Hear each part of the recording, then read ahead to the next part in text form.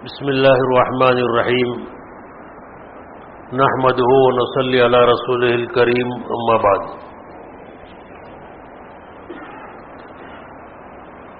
محترم عزیز بزرگوں، دوستو، ماہ رمضان کا پہلا عشرہ قریب ختم کے ہیں، جس کو حدیث پاک میں مغفرت کا عشرہ کہا گیا ہے، اور اس کے بعد جہنم کے عذاب سے آزادی کا ہے۔ اللہ تعالی ماہ رمضان کے ان 3 اشروں کے جو محتم بشان انعامات ہیں، ہمیں اور پوری امت کو عطا فرماوے، اس لیے کہ اس کے بغیر چارہ کار ہے ہی نہیں۔ اللہ مغفرت کر دے بیڑا پار، اللہ اگر مغفرت نہ کرے تو بیڑا غرق۔ اللہ اپنی رحمت سے ہم کو نواز لے تو سارے مسائل آسان، اور اللہ کی رحمت شامل حال نہ ہو تو بڑے بڑے علاج اور بڑی بڑی اسکیمیں بیکار اور درد سر ہے۔ اور اس کے بعد سب سے بڑا مسئلہ جو مرنے کے بعد آخرت میں پیش آنے والا ہے، وہاں 2 ہی ٹھکانے ہیں، یا تو آدمی ایمان اور اطاعت کی برکت سے جنت میں چلا جائے گا، جہاں پر کسی قسم کا کوئی خوف، خطرہ، کوئی عذاب، ناگواری، پریشانی کچھ بھی نہیں، وہ مزے ہی مزے کرنے کی جگہ ہے۔ اور دوسری ایک جگہ دوزخ کی ہے، جس میں سوا عذاب اور تکلیف کے کوئی چیز ہے ہی نہیں۔ یہ رمضان کا آخری عشرہ ان لوگوں کے لیے جو ماہ رمضان میں اپنے نفس کو کچلتے ہیں اور رب کی چاہت والی زندگی اختیار کرتے ہیں، من مانی زندگی چھوڑ دیتے ہیں، اور اپنے پروردگار سے رو دھو کر کے اپنے گناہوں کی معافی اور مغفرت طلب کرتے ہیں، تو اللہ تعالیٰ کے عذاب سے حفاظت کا فیصلہ کرتے ہیں۔ دوزخ وہ جگہ ہیں کہ جس کے خطرناک ہونے کے لیے اتنا ہی جملہ کافی ہے۔ جیسے کتابوں میں لکھا ہے کہ جہنم کے طبقات جو ہیں، اس میں ایک طبقہ وہ ہے جو انتہائی خطرناک اور بہت ہی دردناک سزاؤں کا ٹھکانہ ہے۔ کتابوں میں لکھا ہے کہ عذاب کا وہ طبقہ جس میں خطرناک عذاب ہے، اس خطرناک جگہ سے جہنم کے دوسرے طبقے پناہ مانگتے ہیں کہ اللہ ہمیں اس کی عذاب سے اور تکلیف سے بچائیے۔ اگر جہنم سے پناہ طلب کرے تو بات ختم ہو گئی۔ اس لیے دوستو بزرگوں، ہم سب کو مرنا ہے، کوئی آدمی آب حیات پی کر آیا نہیں، کوئی لمبی زندگی لے کر کے آیا نہیں۔ سارے انسانوں کو تقدیر کی زندگی ختم کر کے 60-70 سال 100 سال بہرحال اس کو دنیا چھوڑ کر جانا ہے، اور جاتے وقت میں دنیا کی جن چیزوں پر رات دن رال ٹپکا کر، گاڑے پسینے بہا کر، جمع کر کے گن گن کے چھوڑ کر گیا ہے، اس میں سے ایک پائی بھی ساتھ نہیں جائے گی۔ سارا چہیتا سامان بھی یہاں دھرا رہ جائے گا، بلکہ میرے مرنے کے بعد جو میں مال چھوڑ کے جاتا ہوں، اس مال میں سے آدھا مال میری قبر میں رکھ دئیو، تاکہ میں فرشتوں کو بطور رشوت کے دے کر عذاب سے نجات پا جاؤں۔ تو شریعت نے صاف مسئلہ لکھا ہے کہ تم اگرچہ جیتے جی اپنے مال کے پراپرٹی کے مالک تھے اور تمہیں اس کو تصرف کرنے کا اختیار دیا تھا، تم جہاں چاہو خرچ کرو، تمہارے اختیار میں تھا، لیکن جب تمہاری روح نکل گئی اور جان نکل گئی اور جسم بے جان ہو گیا، تو پھر تمہارا چھوڑا ہوا مال جس کا تم چند منٹ پہلے مالک تھے، اب تم مالک نہ رہے، یہ مال وارثوں کا ہو گیا۔ اگر تم نے مرنے سے پہلے 100 روپے کے اسٹیمپ پر وصیت نامہ لکھا ہے کہ میرے مرنے کے بعد میرے مال میں سے آدھا مال مسجد میں دے دئیو، مدرسے میں دے دئیو، غریب غربا میں تقسیم کر دئیو، تو شریعت کو یہ وصیت منظور نہیں ہے، مانیہ نہیں ہے۔ مرنے کے بعد آدمی کے چھوڑے ہوئے مال میں سے مرنے والے کی وصیت 1/3 مال سے زیادہ، 1/3 تمہارا مال جو ہے مرنے کے بعد وصیت میں استعمال کر سکتے ہیں، باقی 2/3 مال وارثوں کا ہے جب تک تھا تمہارا۔ اور ہم بار بار تمہارے کانوں میں آواز پہنچا رہے تھے کہ اگر تم مرنے کے بعد اپنے مال کا نفع حاصل کرنا چاہتے ہو تو ابھی تمہارے پاس پاور ہے، اختیار ہے، مرنے سے پہلے اسے خرچ کر لو اور اپنے نامہ اعمال میں جمع کرا لو۔ لیکن تم نے آج نہیں، کل نہیں، پھر یہ کام وہ کام ڈھکوسلے کے شکار بنتے رہے، ٹال مٹول کرتے رہے، یہاں تک کہ ملک الموت آ کر تم کو اٹھا کر لے گئے۔ اسی لیے علماء فرماتے ہیں کہ اپنے اختیار کو استعمال کرو صحیح کاموں میں تاکہ مرنے کے بعد پچھتانا نہ پڑے۔ اسی بنا پر حق تعالیٰ شانہ فرماتے ہیں کہ انسان کو ہم نے 2 بڑی نعمتیں دی ہیں، اگر یہ 2 بڑی نعمتیں استعمال کر لے ایمان والا، اسی طرح سے تندرستی، آدمی کے جب اعضائے بدن قوی ہوتے ہیں، تندرستی ہوتی ہے، طاقت ہوتی ہے، تو آدمی جوانی کے اور طاقت کے نشے میں سارا معاملہ وہ اختیار کر لیتا ہے جس کا اس کا نفس آرڈر کرتا ہے۔ کھانے پر کھانا، ناشتے پر ناشتہ، اور پھر منہ کا مزہ برقرار رکھنے کے لیے چٹپٹے گٹکے مسالے اور پتہ نہیں کیا کیا چیزیں، الگ الگ طرح کے مشروبات اور طرح طرح کی ایسی چیزیں بیکار کی جو انسان کے پیسوں کو برباد کرتی ہے اور اس کی صحت کو بھی برباد کرتی ہے۔ لیکن کیا کیا جائے جب آدمی کا بھیجا ہی خراب ہو جائے اور جب وہ سنت شریعت کو اپنی زندگی سے نکال پھینکے اور مانی زندگی گزارنے کے لیے اگر اپنا فیصلہ کر لیں تو اس کو آنے والی آفت اور بلا سے سوا اللہ کے کوئی نہیں بچا سکتا۔ تو میرے دوستو بزرگوں، اللہ تعالی شانہ نے ہم کو بہت ساری نعمتیں عطا فرمائی ہے، من جملہ ان میں ایک بہت بڑی نعمت جو اللہ تعالیٰ جس کو چاہتے ہیں اس کو دیتے ہیں، ہر کس و ناقص کو نہیں دیتے، چاہے وہ زمانے کا بادشاہ کیوں نہ ہو، جیسے ایمان کی دولت نہیں چلتے، جیسے ایمان کی دولت اللہ تعالیٰ شانہ ایمان کی دولت اس کو عطا کرتے ہیں جس کے لیے اللہ تعالیٰ فیصلہ کرتے ہیں، ورنہ نبی کی بیوی ہو، نبی کا بیٹا ہو یا نبی کا دوست ہو، قریبی رشتہ دار ہو، اگر اللہ نہ چاہے تو ان کو نبی کی صحبت میں بھی سے ایمان حاصل کرنے کے لیے رب کریم سے کوئی درخواست نہیں دی تھی، اس لیے کہ ہم تو مٹی اور پانی میں تھے، ہمارا تو وجود ہی نہیں تھا 100 سال پہلے۔ اللہ نے اپنی قدرت سے ہم کو پیدا کیا تو اللہ نے پیدا کرتے ہی ہم کو ایسے گھر میں جنم دیا جہاں ایمان کا بول بالا ہے، اللہ نے اپنے فضل سے، اپنے کرم سے ایمان دیا۔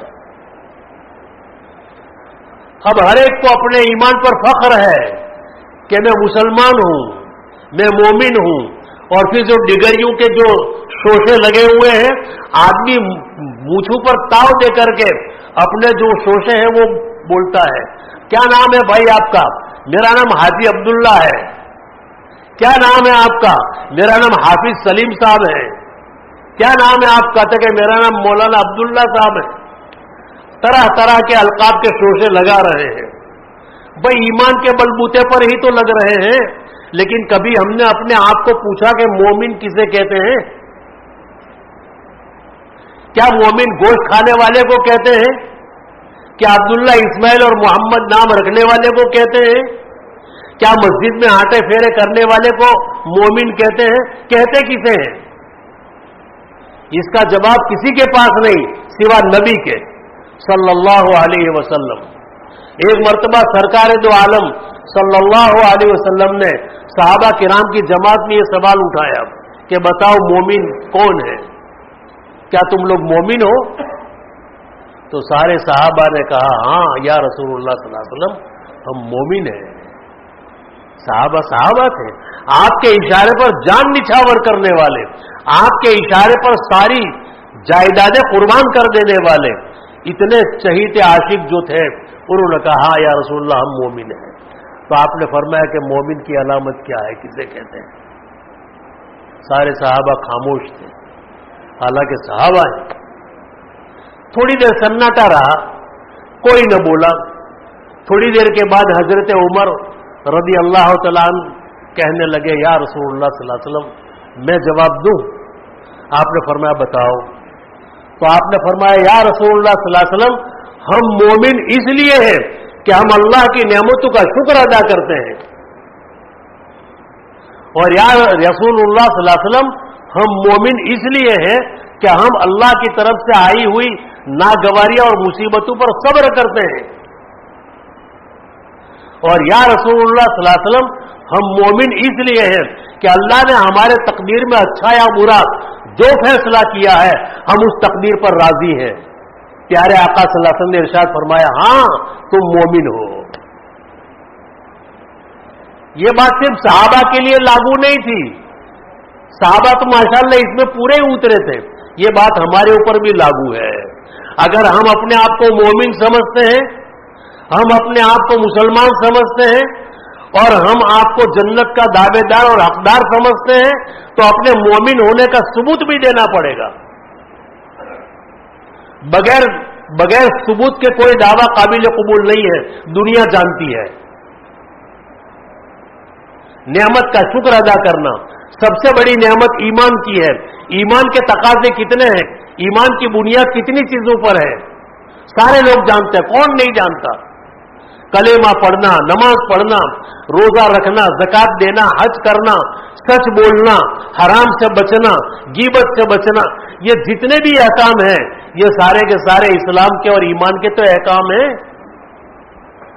लेकिन हमारा अमल कितनी बातों पर है उसको जरा हमें देखना पड़ेगा। अगर अमाल है तो फबिहा मन अमिल सालिहन मिन ज़करिन व उन्सा फलनुहयिन्नहु हयातन तय्यबा, जो ईमान वाले मर्द और औरतें ईमान लाने के बाद नेक अमाल करेंगे तो हम उनकी जिंदगी खुशगवार बना देंगे। दुनिया में भी इज्जत, राहत, चैन, मौत भी आसान, ईमान वाली मौत, मरने के बाद कब्र में राहत, जन्नत की खिड़की खोल दी जाएगी और फिर मैदान हशर के फैसले के बाद सीधा जन्नत में दाखिला मिल जाएगा। अब ये ईमान का दावा करने वाला आदमी अल्लाह की मानकर जिंदगी गुजारता है तो ऐसे ऐसे अमाल करता है जिसका नतीजा दुनिया में मौत तक नजर नहीं आता, लेकिन यकीन इतना पुख्ता है कि मौत तक इसके ऊपर लाजिमन अमल में लगा हुआ है। जैसे रमजान के रोजे हैं, रोजे आदमी सहरी से लेकर इफ्तारी तक खाने पीने और जिमा से बचता है, ये तो जाहिरी अमल है रोजे का। ये आम लोगों का रोजा है, जो गिरे पड़े किस्म के लोग हैं जिनको कोई ज्यादा इस्लाम से लगाव नहीं है तो वो ये तीन बातें अंजाम देते हैं तो उनको भी रोजेदार कहा जा सकता है। लेकिन रोजे की तीन किस्में हैं, एक तो आम रोजा 3 बातों से रुकना, लेकिन दूसरा एक खास रोजा है जिसमें आज़ाए बदन गुनाहों से बचे, ये खास लोगों का रोजा है। और अखस्सुल खवास तीसरे दर्जे का रोजा उन लोगों का है जिनके दिलों में अल्लाह की मारिफत चमक रही है, जिनको दुनिया है ही में जन्नत के मजे आने लगते हैं, जिनको दुनिया की हर छोटी बड़ी चीज में रब्बे करीम का जलाल, उसकी रहमत, ये सारी बातें नजर आती हैं, जिनके कुलूब ऐसे घिसे मंजे हैं, चमकदार हैं, ऐसे लोगों का रोजा जो है ये अखस्सुल खवास का है। और अल्लाह की रहमत और मग़फ़िरत पर इतना पुख्ता यकीन, दुनिया छोड़ने का थोड़ा वक्त बाकी रह गया था, आपने रब्बे करीम से दुआ का एहतमाम शुरू किया कि परवरदिगार मैं तुझसे तेरी आली जात का दीदार का मुतमन्नी हूं, ऐ अल्लाह तू मुझे अपना दीदार नसीब फरमा दे। यानी अल्लाह की जात का दीदार ये तो जन्नत से भी बढ़कर नेमत है। जैसे किताबों में आता है कि अहले जन्नत को जन्नत में दाखिल कर देने के बाद, सारा निजाम ठीक ठाक हो जाने के बाद फरिश्तों के जरिए से पूछा जाएगा, ऐ जन्नतियों बताओ अब तुम्हें किसी चीज की हाजत है, कोई चीज बाकी है? तो जन्नती कहेंगे ना, कोई चीज बाकी नहीं। ہمارے گمان سے طلب سے زیادہ نعمتیں اللہ نے ہم کو عطا کر دی ہے. تو فرشتہ کہے گا کہ علماء سے پوچھو, یہاں جنت میں مولوی لوگ بھی بیٹھے ہیں, ان سے پوچھو. تو علماء سے پوچھا جائے گا کہ اور کیا نعمت باقی ہیں؟ تو علماء کہیں گے ساری نعمتیں اگرچہ نصیب ہو گئی, لیکن ابھی اللہ کی ذات کا دیدار, جس کا اللہ نے قرآن پاک میں وعدہ کیا تھا کہ تم قیامت کے میدان میں جنت میں داخل کیے جاؤ گے, تم میرا دیدار ایسے کرو گے جیسے دنیا والے جو ہے 14ویں رات کے چاند کا دیدار کرتے ہیں, بلا کسی رکاوٹ کے, بلا کسی تکلیف اور مجاہدے کے. اس طرح سے تم جنت میں میرا دیدار کرو گے. تو اللہ کا دیدار باقی ہے. اللہ سے کہو اپنا دیدار کرائے.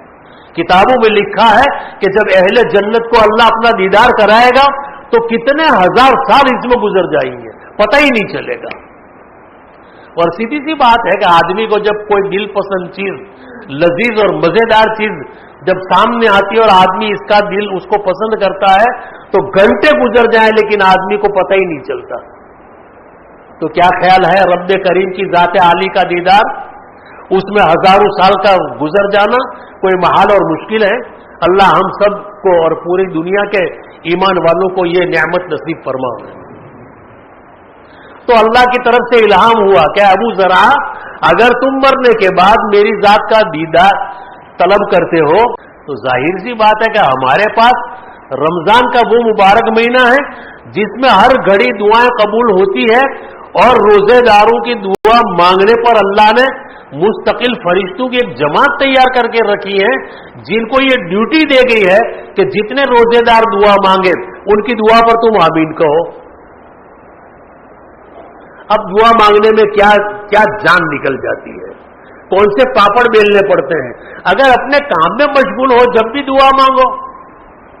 اور سب سے بڑی دعا ماہ رمضان میں جو مانگنے کی پیارے آقا صلی اللہ علیہ وسلم نے بتائی, وہ ہم کو اللہ کے نبی صلی اللہ علیہ وسلم کے ذریعے سے معلوم ہے, اور جس کو سب نے یاد بھی کیا ہے, اس کا تذکرہ ہو جائے تاکہ دوبارہ ہم اس کو عمل میں لانا شروع کر دیں. ماہ رمضان میں 4 چیزیں اللہ سے مانگو. ایک تو کلمہ توحید کا اقرار کرو, اور اپنے گناہوں سے توبہ استغفار کرو. تیسری چیز جنت کا سوال کرو, اور چوتھی چیز جہنم سے آزادی طلب کرو. اور اس کو مانگنے کے لیے چھوٹی سی دعا ہے, لا الہ الا اللہ نستغفر اللہ نسألک الجنہ ونعوذ بک من النار. یہ دعا ایسی ہے جس میں چاروں باتیں شامل ہیں. ماہ رمضان میں چلتے پھرتے اٹھتے بیٹھتے ان چیزوں کو مانگو اللہ سے. لا الہ الا اللہ کہو گے ایمان والے بن جاؤ گے, آخرت کی تمام نعمتیں تمہارے نام پر کر دی جائے گی. نستغفر اللہ کہو گے اللہ تمہاری ساری کوتاہیاں اور گناہ معاف کر دے گا. جنت کا سوال کرو گے اللہ عطا کر دے گا. جہنم سے چھٹکارا طلب کرو گے اللہ اس سے نام کاٹ دے گا. کتنا آسان عمل ہے اور کتنی چھوٹی سی دعا ہے اور کتنے بڑے بڑے فائدے ہیں, لیکن ہم لوگ اس میں کوتاہیاں کرتے ہیں. اللہ کرے ہمیں اس کی توفیق مل جائے.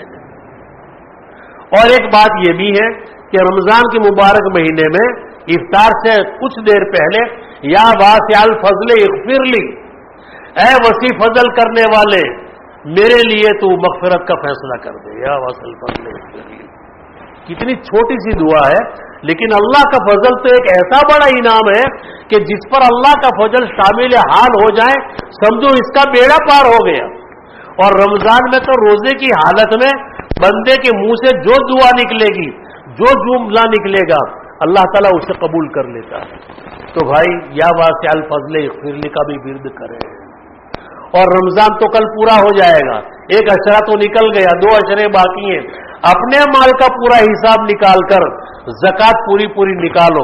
خدا پاک کی قسم علماء یوں فرماتے ہیں کہ ہم نے کسی آدمی کو فقیر ہوتے ہوئے نہیں دیکھا جس نے اپنے مال میں سے صدقہ دیا ہو, زکات ادا کی ہو, اور جس نے اپنا مال راہ خدا میں خرچ کیا ہو اور وہ کنگال اور فقیر بن گیا ہو. ہم نے دنیا میں کہیں نہیں دیکھا. جس نے اپنے مال کو راہ خدا میں خرچ کیا, اللہ کے نام پر دیا, اللہ نے 10 گنا دنیا میں دینے کا وعدہ کیا ہے, اور مرنے کے بعد تو اجر الگ ہے.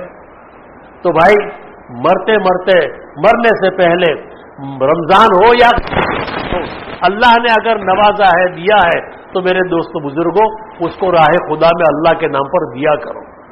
پچھلی جمعے کو ہم نے مسجد کی تعاون کے لیے، مسجد کی خدمت کے لیے اعلان کیا تھا کہ بھئی مسجد میں بہت آرام کا سارا سامان مہیا ہے، وضو کا پانی ہے، پنکھے ہیں، اے سی ہے، اور دری نئی ہے، اور ہر طرح کا ساز و سامان ماشاءاللہ منتظمین کرتے ہیں دل کھول کر کے، لیکن اس کے لیے پیسہ درکار ہے۔ تو اس کے لیے تعاون کا سوال کیا گیا، مجھے معلوم پڑا 14,000 روپے ہوئے۔ افسوس کی بات ہے، جس مسجد سے 1,000 آدمی جمع ہو اور 14,000 روپے مسجد کے تعاون کے لیے پیدا ہو، تو کیا 2, 5, 10 روپے میں ہمارا کام بن جائے گا؟ ہماری مسجد اور ہمارا خدا اس کا محتاج ہے؟ پان پٹی میں 200-500 روپے خرچ ہو جاتے ہیں، ناشتے پانی میں 200-500 خرچ ہو جاتے ہیں، کیا جان نکل جاتی ہے اگر سال میں ایک بار ہمارے سامنے مطالبہ رکھا جاتا ہے کہ بھئی اس کے نبھاؤ کے لیے کچھ پیسہ دو اور ہم اس میں بخیلی سے کام لیں۔ 14,000 روپے ہو، افسوس کی بات ہے۔ مسجد میں جو خادم ہیں، جو پورا سال اہتمام کے ساتھ نمازوں کا اہتمام سے پڑھاتے ہیں، اذان وقت کے اوپر دیا کرتے ہیں، صفائیاں کرتے ہیں، جو دنیا اگر کمانے کے لیے چلے جاتے ہیں، قسم پروردگار کی یہاں جو تنخواہیں ملتی ہے اس سے 4 گنا کما لیتے، لیکن اللہ نے ان کو توفیق دی، سارے کاموں کو چھوڑ کر انہوں نے دین کے کام کو پسند کر لیا کہ ہماری عاقبت بن جائے، چاہے گزارے کے لیے تنگی برداشت کرنا پڑے، تنگیاں برداشت کرتے ہیں۔ اور ہمارا حال یہ ہے کہ سینکڑوں کی تعداد میں ہم جمع ہیں اور بس کچھ 1,000 روپے ہو جاتے ہیں اور سمجھتے ہم نے حق ادا کر دیا۔ ٹھیک ہے، تمہارا مال ہے، تمہاری اپنی مرضی ہے، چاہو خرچ کرو چاہو نہ کرو، تم پر کوئی زبردستی نہیں ہے، لیکن یہ اپنے لیے اچھی بات نہیں ہے۔ خیر، ہمارا منشا یہ نہیں ہے کہ ہم لالچ کی وجہ سے ہم آپ کو یہ ترغیب دے رہے ہیں، ہمیں نہیں ضرورت ہے، ہمیں کسی کے پائے پیسے کی ضرورت نہیں۔ اللہ جیسے آپ کا رازق ہے ایسے اللہ ہمارا بھی رازق ہے اور پوری امت کا اللہ رازق ہے، لیکن سخاوت ایک مومن کا ایک امتیازی وصف ہے جس سے اس کی شان بنتی ہے اور جس سے اس کا مقام اور درجہ بنتا ہے، اس لیے اس کو دہرانا پڑتا ہے۔ اللہ تعالیٰ جو ہے ماہ رمضان میں اپنے مال کی زکوٰۃ، صدقات، فطرے وغیرہ، روزے داروں کا افطار کرانا، غربا مساکین کی امداد کرنا، اور روزے کے اندر اپنے دل کو اور اپنے اعضاء بدن کو گناہوں سے بچانا، ذکر و اذکار میں لگے رہنا، دعاؤں کا اہتمام کرنا، نظروں کی حفاظت کرنا، مال حرام سے اپنے آپ کو بچانا، پیٹ کو پاک رکھنا، یہ ساری باتیں ضروری ہیں۔ روزہ چاہے آدمی کتنا ہی زبردست رکھے، کتنی ہی نماز پڑھ لے اور کتنا ہی اللہ کر لے، لیکن اگر مال حرام سے روزہ افطار کرے گا تو وہ روزہ اس کے منہ پر مار دیا جائے گا۔ سیدھی سی بات۔ ایک بزرگ سے یہ بات نقل کی گئی، جیسے بہلول کے پاس ایک عالم گزرے تو پوچھا بہلول نے کہ بھئی کھانے کے آداب کیا ہیں، آپ تو عالم ہیں؟